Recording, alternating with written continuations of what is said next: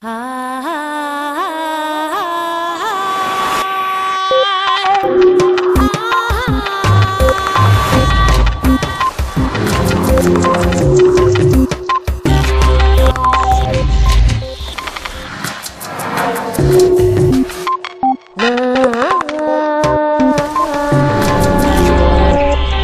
consigan que creas en lo absurdo pueden conseguir que cometas atrocidades.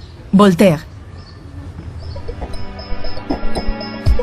La idea de que los seres humanos son pacíficos por naturaleza y corrompidos por las instituciones modernas nos hizo soñar durante mucho tiempo con un pasado idílico. Pero los científicos sociales nos llaman al desengaño. No todo tiempo pasado fue mejor, sino todo lo contrario.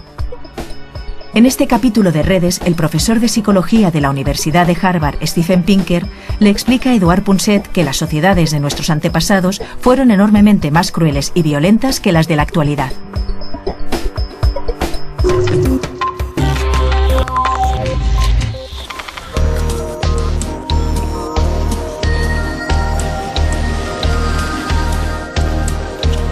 Sería fascinante, de verdad, el poder estudiar o reflexionar sobre la arqueología de las emociones. Saber si antes éramos mucho más violentos y crueles de lo que somos ahora. Hay contados científicos que han investigado este tema.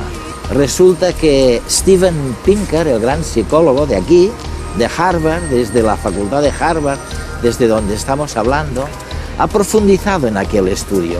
Su conclusión es sorprendente, pero irrebatible. Estamos caminando hacia sociedades con unos índices de violencia cada vez menores y unos índices de altruismo y de solidaridad cada vez mayores. Sabes, mis mejores amigos, incluso aquellos que son científicos, siempre me habían dicho, bueno, Eduardo, ya sabes, lo malo apareció hace 10.000 años, cuando empezó la agricultura, cuando elegimos un modo de vida sedentario, mientras fuimos, ¿cómo se dice?, recolectores o nómadas. Ya sabes, era maravilloso, sin Estado. Pero un buen día llegas tú, y contigo algunos científicos, y nos decís que estamos equivocados totalmente. Estamos equivocados, y que en realidad lo que llamamos cazadores-recolectores fue una época terrible, con mucho dolor y crueldad comparado con lo que vino después. ¿Es cierto eso? Yo tengo un amigo que es antropólogo y que dice, cada día doy gracias a Dios por no haberme hecho un joven mamífero guerrero. Es ateo. Sí que pienso que hay algo de verdad en la afirmación que dice que la vida empeoró con los primeros estados. Según sabemos, se redujo la alimentación. Aumentaron ciertas enfermedades al vivir las personas unas al lado de otras y también cerca del ganado. Pero algo que posiblemente mejoró fueron las probabilidades de morir por un acto violento. Los primeros estados, a menudo por razones egoístas, impidieron que sus gentes contendieran y lucharan y buscaran vendetas o venganza. No porque fueran especialmente benévolos o demócratas, sino por las mismas razones por las que un ganadero no quiere que sus cabezas de ganado se maten entre sí, porque las pérdidas que podría representar para él son inconmensurables.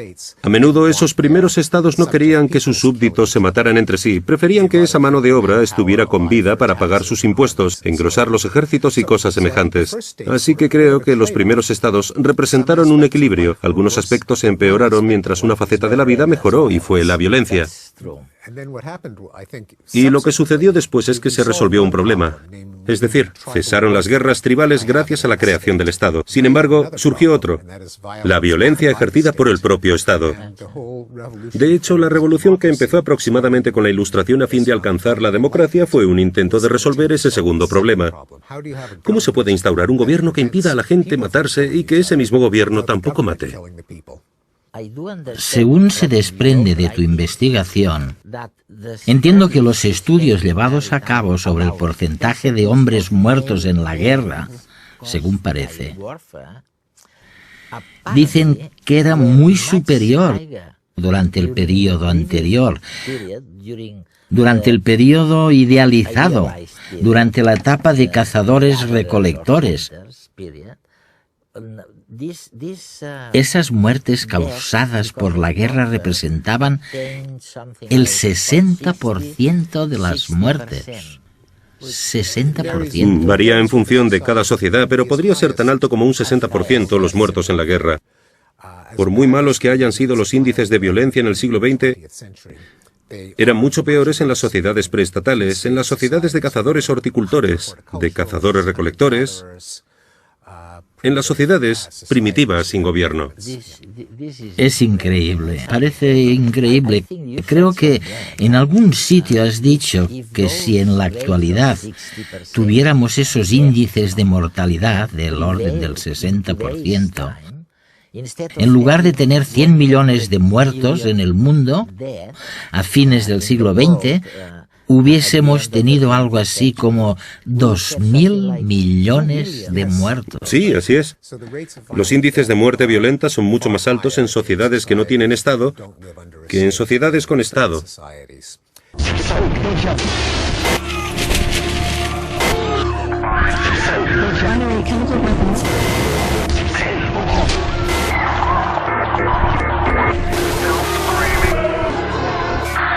Cuesta creer que vivimos en la época más segura y pacífica de toda la historia.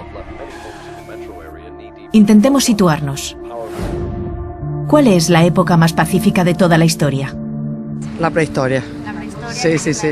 Pues como no sé la prehistoria, porque de la prehistoria aquí no hemos parado. La última fue 50 millones de muertos, última guerra mundial, o sea que...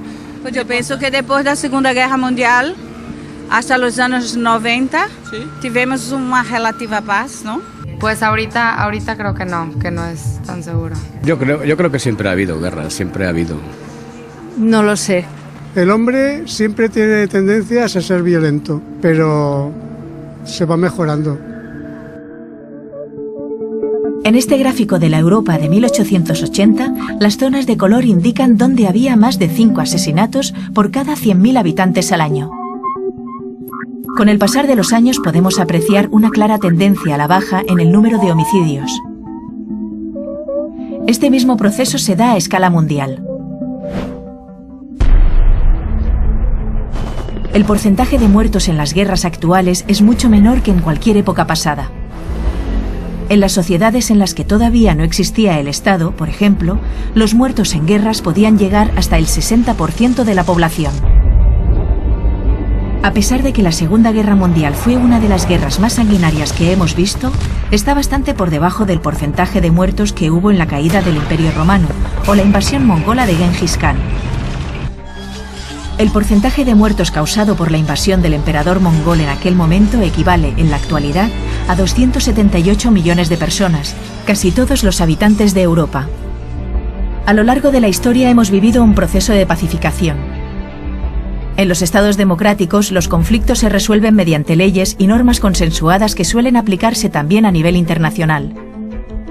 Por ello no solemos ver guerras entre países democráticos, ya que se basan en los mismos principios y se deben a sus ciudadanos, las principales víctimas de las guerras.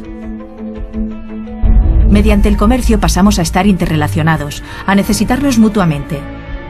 Si queremos que un negocio llegue a buen puerto, debemos comprender los intereses y necesidades de la otra parte.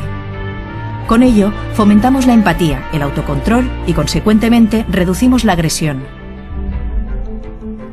El individualismo es una corriente filosófica que defiende la dignidad humana de todas las personas. Facilitó que cualquier tipo de agresión física o mental hacia los demás pasara a ser mal vista y punible. La educación y la razón son un antídoto contra las supersticiones. Durante gran parte de la historia y en multitud de sociedades tribales, las leyes y normas de conducta se basaron en mitos y supersticiones religiosas. Esto puede llevarnos a cometer barbaridades justificadas en ideas dogmáticas. El cosmopolitanismo y la globalización nos acercan a personas de otras culturas y costumbres y nos permiten sentir mayor comprensión y empatía hacia ellas. Con el tiempo, acabamos incluyéndolas en nuestro círculo de pertenencia. Se ha demostrado que los miembros de un mismo grupo tienden a colaborar entre sí, a solucionar los conflictos de forma menos violenta que con individuos de otros grupos y a perdonarse con mayor facilidad. Por eso el cosmopolitanismo ejerce una fuerza pacificadora.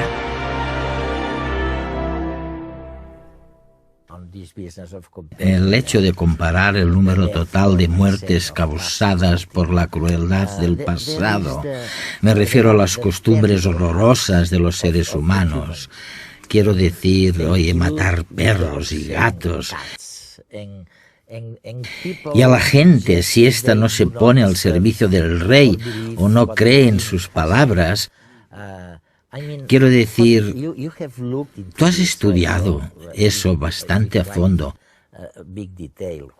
¿Cuál es tu impresión? ¿Está cambiando algo? ¿O es que somos lo que éramos antes?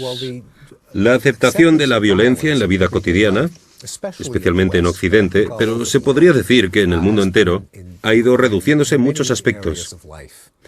Una de las que has mencionado son los deportes sanguinarios. En la Francia del siglo XV, una forma típica de entretenimiento público era meter un gato dentro de una hoguera y ver cómo el gato maullaba, gritaba y luchaba hasta convertirse en carbón. Los reyes, las reinas, la gente llevaba a sus hijos a verlo y se consideraba una forma de entretenimiento. O la lucha contra el oso, ver cómo un oso y un perro se peleaban hasta la muerte. No han desaparecido, todavía existen las peleas de gallos, pero ha ido decayendo cada vez más. Otro ejemplo sería la pena de muerte. En Inglaterra solía haber 400 delitos castigados penalmente con la pena de muerte. Actualmente, en la mayoría de los países europeos no existe, solo en algunos ante el delito de alta traición. Los Estados Unidos son una excepción. Todavía existe la pena de muerte en ese país, aunque incluso en los Estados Unidos la tendencia ha sido decreciente y cada vez menos delitos se castigan con la muerte. Antes se solía aplicar la pena de muerte en ese país en caso de robo de un caballo, falsificación, ante una lista muy larga de delitos no violentos. Ahora, solo en caso de asesinato y aún así únicamente en poco más de la mitad de los estados. Si pensamos en los índices de homicidio, no de aquellos que han muerto en guerras o a causa de la guerra, sino en el índice de homicidios, cuando nos fijamos en el pasado, también resulta asombrosamente alto. Mi pregunta sería la siguiente: ¿por qué demonios hemos ignorado totalmente esas cifras? En parte es porque siempre hay cosas que nos lo recuerdan y que decidimos ignorar. Si leemos el Antiguo Testamento, es horripilante el número de genocidios, crueldades, mutilaciones, torturas, abusos a mujeres, pero tendemos a verlo como un objeto, como un talismán, como un objeto sagrado. No lo leemos con demasiada atención. Sabemos, por los relatos medievales, que si ibas por un camino, podías ser asesinado por un salteador de caminos. Sabemos que las ciudades eran amuralladas para estar a salvo de las personas violentas.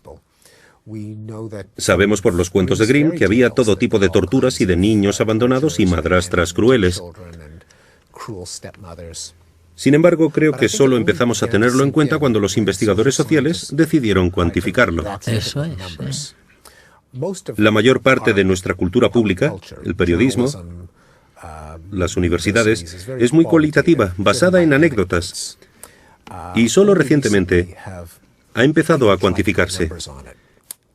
Y cuando te pones a ello, implica mucho trabajo, sobre todo cuando te refieres a periodos del pasado en los que no había ordenadores ni personas encargadas de elaborar estadísticas. Hubo muchos estudiosos entregados que tuvieron que acudir a los antiguos ayuntamientos y contar el número de fallecidos durante los siglos XIV y XV, pero gracias a su trabajo podemos plasmar las curvas en un gráfico y comprobar cómo ha decrecido el número de homicidios. Cuando uno ve un gráfico como ese no puede ignorarlo. Sí, está claro. Probablemente creo que es algo que mencionas en algún lugar. Probablemente nuestro sentimiento de culpa hacia los nativos también tuvo mucho que ver. Ese es el elemento moralista. Es obvio que los europeos hicieron cosas horribles con las poblaciones autóctonas de África, Norteamérica. Así que si dices que eran violentos con ellos mismos, parece que estás intentando pasar por alto la culpabilidad de los colonizadores europeos. Parece que lo políticamente correcto es describir a las poblaciones autóctonas como pueblos que convivían en paz hasta que llegaron los europeos. Yo pienso que ambas cosas son posibles. Es cierto que los europeos hicieron cosas horribles con los nativos, pero los nativos también se hacían cosas horribles unos a otros. ¿Cómo es posible que todo un país aprobara y apoyara la causa nazi y que figuras como Hitler llegaran al poder? Un experimento sociológico realizado por Michael Macy, de la Universidad de Cornell, nos puede ayudar a entenderlo. Se dio a probar 3 copas de un mismo vino a un grupo de voluntarios. Lo que ellos no sabían es que a una de las 3 copas se le añadía un chorro de vinagre, y las otras 2 eran exactamente iguales. Luego, un experto sommelier con una gran experiencia en la cata de vinos afirmó falsamente, puesto que estaba compinchado con los experimentadores, que las 3 copas sabían distinto y que la vinagrada era la segunda mejor. Ante esta situación y al tener que expresar en público su opinión, la mayoría de los participantes no se atrevió a contradecir la opinión del experto, aunque en verdad la mayoría de ellos notaron un sabor desagradable en la copa vinagrada. Pero no se aventuraron a decirlo abiertamente. Solo cuando otro experto en la materia destapó el engaño, la inmensa mayoría de los participantes se sintió más segura para expresar su verdadera opinión públicamente. Esto nos muestra la necesidad de pertenencia al grupo. Dudamos de nuestra propia opinión si nos damos cuenta de que está mal vista por los demás, y más aún si alguien de autoridad tiene una postura discordante de la nuestra. En otro experimento realizado por Stanley Milgram en la Universidad de Yale, se demuestra el peso de la autoridad sobre nuestras acciones. Un supuesto científico con bata blanca le pidió a varios sujetos que aplicaran una descarga eléctrica a otra persona si ésta respondía mal a las preguntas que se le formulaban. A pesar de que los sujetos no sabían que la descarga eléctrica era ficticia y que quienes la recibían eran actores, aproximadamente el 65% de los participantes obedecieron las instrucciones recibidas, apretando el botón una y otra vez, hasta que la víctima quedaba inconsciente. Esto explica por qué los acusados de crímenes de guerra de la Segunda Guerra Mundial se justificaban diciendo que solo cumplían órdenes. Finalmente, creo que estamos llegando a la gran pregunta. ¿Por qué, en contra de lo que todo el mundo piensa, y para sorpresa de todos, por qué la violencia está en declive? Quiero decir, ¿por qué crees tú? Bueno, tú lo has comprobado en tus investigaciones. ¿Por qué se han reducido los índices de violencia en contra de lo que piensa todo el mundo? Creo que hay varias razones que explican la disminución de la violencia. Una de ellas la identificó Thomas Hobbes en su libro El Leviatán, donde el Leviatán se refiere a un gobierno que comprende el interés general y evita que la gente se enfrente, teniendo él el monopolio de la violencia social. Ahora bien, vuelve a introducir el problema de la violencia ejercida por el propio gobierno contra sus ciudadanos. Pero si existe un control democrático del gobierno, creo que la presencia del mismo claramente reduce el riesgo de violencia entre los ciudadanos. Creo que una segunda explicación es la extensión de la empatía. A medida que la gente se vuelve más cosmopolita, porque viaja más, lee más sobre la vida de otras personas, tiene más práctica a la hora de colocarse en la situación de otros, gracias a la historia, el periodismo, la literatura. La vida social. Sí, la vida social. Resulta más difícil deshumanizar al prójimo porque piensas que podría ser tú mismo. Tiendes menos a tratarlo como si fuera un objeto inanimado. Pienso que una tercera razón es la reciprocidad. Las redes han creado un comercio, un intercambio donde la otra persona se convierte en más valiosa viva que muerta. En lugar de matarla y robarle sus posesiones, a veces sale más barato comprárselas. ¿Por qué Estados Unidos y China no entran en guerra? No podemos declararle la guerra a China porque fabrican nuestros productos. Y China no se puede permitir una guerra contra nosotros porque le debemos demasiado dinero. Quizá no nos gusten, quizá no les gustemos. Pero debido a la globalización de las economías, estamos tan unidos que atacarlos sería como atacarnos a nosotros mismos. Y me parece que una cuarta causa es la expansión de la razón a través de la alfabetización, de la educación. Intentamos pensar en lo que funciona y en lo que no. Nos miramos a nosotros mismos y nos decimos, deseo defender el honor de mi país, pero ¿es moralmente defendible? ¿O es que simplemente me ha llegado la testosterona al cerebro y quiere que me convierta en el macho alfa? Somos más conscientes de nosotros mismos y me parece que esa tendencia conduce a una atenuación de la violencia. Hay algo que ya sé que quizás es imposible contestar, pero si hay alguien que algo sabe al respecto, esa persona eres tú, Steve. Me refiero al concepto de modernidad. Quiero decir, aceptamos la erosión de la familia, lo llamamos ahora, creo, de construcción familiar, ¿no? O algo así. Sí. Aceptamos que hay menos tribus, menos religiones, y quizás todo esto se debe a la fuerza del individualismo, de la educación y de la ciencia, en cierto modo, ¿no? ¿Estamos yendo hacia una sociedad más moderna? ¿O es algo desagradable a lo que no estamos acostumbrados y que nos cuesta aceptar? Este es uno de los interesantes debates de la época actual sobre si las fuerzas de la modernidad que han estado vigentes desde la Ilustración europea, la Edad de la Razón, han sido buenas o malas para la gente. Hay ciertas fuerzas, como algunos movimientos políticos conservadores y grupos religiosos, como la Iglesia Católica, que sostienen, por decirlo lisa y llanamente, que la Ilustración fue un craso error. La gente decide su propia moral en lugar de que se la imponga una autoridad superior. A menudo, las atrocidades del siglo XX, como el estalinismo, el nazismo y el maoísmo, se relacionan con el declive de la religión y de la sociedad tradicional. Pero creo que hay otra forma de ver las cosas. Las fuerzas de la modernidad son fuerzas del humanismo, es decir, que sitúan al ser humano y la vida individual como fuentes de valores. La realización personal, la vida, la salud, el arte, las ciencias, las relaciones humanas.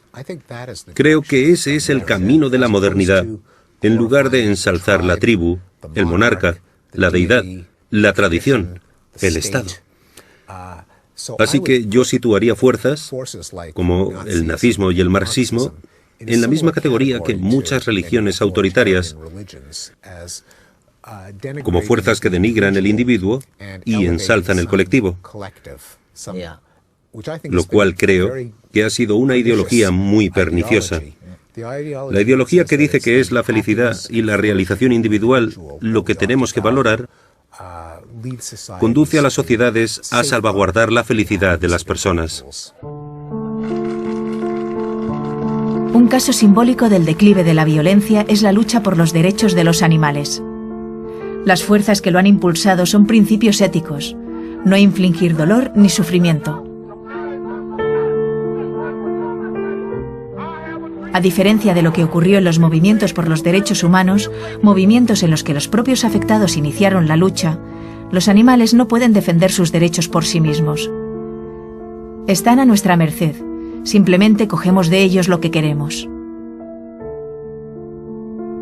Los niños tampoco iniciaron la lucha por sus derechos. Sin embargo, son nuestro futuro y su bienestar un futuro prometedor para todos.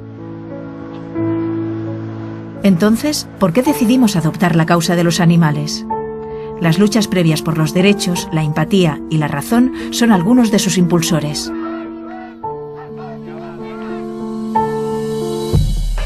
Las regulaciones para trabajar con animales en los laboratorios cada vez son más estrictas. Como sucede en la explotación ganadera o en los mataderos, y si analizamos el mundo del espectáculo, vemos una tendencia similar. Crece el número de detractores del toreo, de las peleas de gallos y cualquier forma de espectáculo que implique sufrimiento animal. El Parlamento de Cataluña ha prohibido las corridas de toros a partir del 2012 e Inglaterra prohibió la caza del zorro en 2002, una práctica emblemática del país. Pero no todas las especies se ven beneficiadas de la misma simpatía por nuestra parte. Aquellas con rasgos infantiles, la cabeza o los ojos grandes y redondos, como el koala o el panda, también los de rostros expresivos como los simios, nos resultan más simpáticos, y por ello los tenemos más en cuenta que a las especies que, por desgracia para ellas, no cuentan con estas características, como la rata, el cerdo o la hiena. Asimismo, las que nos son más próximas reciben mejor trato. Nos preocupa más el bienestar de un mamífero que el de un reptil, y este más que el de un pez. Cuanto más simple nos parece un animal, menor importancia le damos a su bienestar.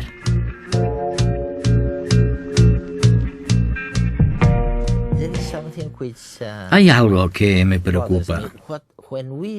Cuando hablamos del Estado o del papel del Estado en relación con la violencia, creo que lo que más o menos se desprende de lo que estás diciendo, y comparto tu opinión, por supuesto, es que si existe un Estado al que puedes recurrir, habrá menos violencia entre la gente. Ok, de acuerdo, esto es verdad. Ahora bien, ¿qué más podemos hacer para que disminuya la violencia? Quiero decir, mediante la educación. Creo que con la educación, por supuesto, y me parece que hay datos que demuestran que en condiciones de igualdad, un mayor nivel educativo redunda en menor violencia. Un mayor nivel educativo pone de relieve que la sociedad está más dispuesta a apoyar la democracia. Cuanto más formada está la gente, menos tiende a recurrir a la violencia. Cuanto más formada está la gente, menos defiende los castigos basados en la superstición y las intolerancias religiosas. Así que en general, creo que se puede demostrar que la educación es una fuerza pacificadora. Pero también pienso que la interdependencia económica en general, no siempre, pero en general, promueve la paz. Si necesitas al otro para sobrevivir, por motivos egoístas protegerás sus intereses y viceversa.